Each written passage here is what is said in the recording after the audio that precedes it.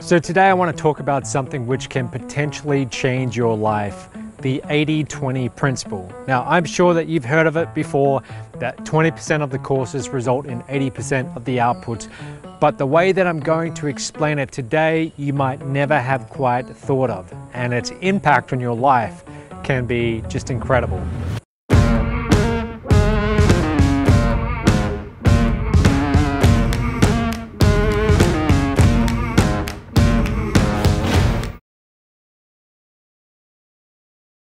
Now, when you drill down to cause and effect, it's often much more extreme than just 80-20. For example, 20% of the inputs is 4%. 80% of 80% is 64%. In other words, 4% of the inputs are causing 64% of the outputs.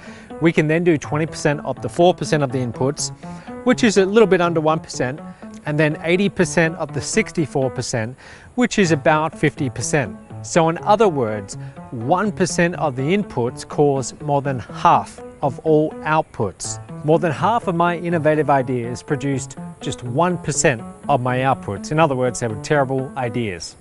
In a game of chess, 1% of the moves will win or lose half of the games. Over half the bookings in this hotel come from less than 1% of all the clients, like weddings and conferences. More than half the growth of that bamboo tree happens in less than 1% of the entire year. Less than 1% of all this pavement is going to get over 50% of the wear and tear. More than half of all dog fatalities happen because of 1% of dogs. Less than 1% of all ants produce more than half the ant population. Less than 1% of all songs on Spotify get over half the playing time. Half your problems in life will come from less than 1% of all the top 100 people that you associate with. More than half of all the shoes in the world are owned by less than 1% of the population. Less than 1% of all programs on Netflix gets over half the viewing time. And over half of all the land you see behind me, it's owned by less than 1% of the population.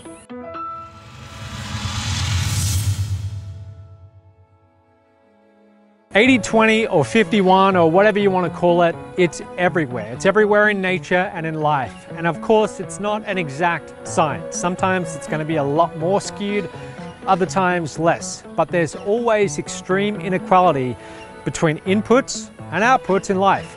There always has been and there always will be. It's rarely fair, but it is reality. The biggest lie that people are taught in school and society is to think in terms of averages. So for example, if you spend 5 hours working really hard on a project, conventional thinking says that each one of those 5 hours was worth the same. But in reality, more than half of the work got done in just 30 minutes. So anyway, if you want to learn more about 80-20 and its ramifications across life and everything, check out Richard Koch and Perry Marshall. They were the first ones who got me to really start thinking about this on a deep level. And lastly, what's the point of this whole video? The point is to be constantly looking for the 1% of things that you do in your life which produce over half of the results, and double down on them again and again. See you tomorrow.